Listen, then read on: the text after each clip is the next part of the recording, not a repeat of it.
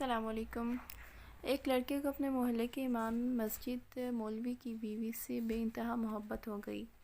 لڑکے نے اپنے اس محبت کا ذکر اپنے ایک بہت ہی قریبی یار سے کیا۔ اس نے اپنے یار سے کہا، مجھے امام صاحب کی بیوی سے بے انتہا محبت ہے اور میں چاہتا ہوں اس معاملے میں تم میری مدد کرو۔ اس کے دوست نے استفسار کیا کہ میں تمہاری مدد کیسے کر سکتا ہوں؟ اس لڑکے نے کہا، میں امام صاحب مولوی کی بیوی سے ملنا چاہتا ہوں، لیکن مسئلہ یہ ہے کہ امام صاحب نماز پڑھا کر جلدی گھر آ جاتے ہیں اور مجھے ملنے کا بالکل بھی وقت نہیں ملتا۔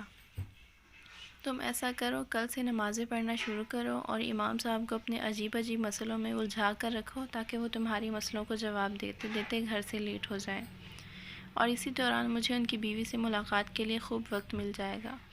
اس کے دوست نے کہا، یہ تو کوئی مسئلہ نہیں۔ اس سے اگلے دن وہ لڑکا نماز پڑھنے کے لیے چلا گیا۔ یہ نماز نہ تو اللہ کے لیے تھی اور نہ ہی کوئی نیکی کی نیت سے تھی، یہ محض اپنے دوست کے گناہ میں ایک معاونت تھی۔ لڑکے نے ایسا ہی کیا۔ جب بھی امام صاحب نماز پڑھا کر فارغ ہوتے تو وہ امام صاحب کو لے کر ایک کونے میں بیٹھ جاتا، امام صاحب سے عجیب سوال کرتا اور امام صاحب اس کے عجیب سوالوں کا جواب دیتے، لیٹ ہو جاتے۔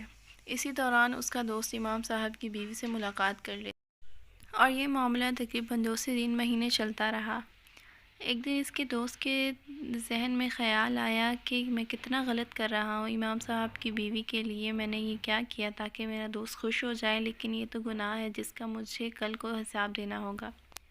دنیا مکافاتی عمل ہے، ہو سکتا ہے کل کو یہ میرے ساتھ بھی ہو جائے۔ اس کے دل میں طرح طرح کے خیال آنا شروع ہو گئے۔ اس رات یہ سو نہیں پایا اور اس نے عہد کیا کہ میں صبح جا کر امام صاحب سے سب بات بیان کر دوں، اس کے بعد وہ مجھے جو سزا دیں گے مجھے قبول ہے۔ اگلے دن لڑکے نے جا کر امام صاحب کو سب ماجرا بیان کر دیا۔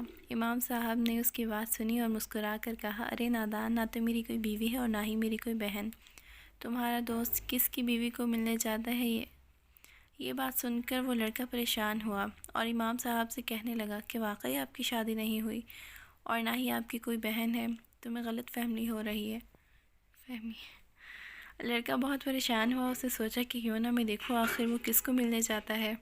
ایک دن اس نے اپنے دوست کا تعاقب کیا، اس نے دیکھا کہ اس کا دوست اس کے گھر میں ہی داخل ہوا اور اسی کی بیوی کے ساتھ ملاقات کرتا رہا۔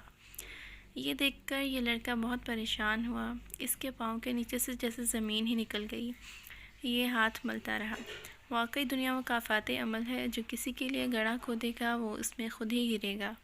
اللہ تعالیٰ فرماتے ہیں، گناہ میں کسی کا ساتھ مت دو اور نیکی میں بڑھ چڑھ کر ایک دوسرے کا ساتھ دو، اور اچھا دوست وہی ہے جو کسی کو گناہ سے روکے اور اس کو اللہ کی طرف متوجہ کرے۔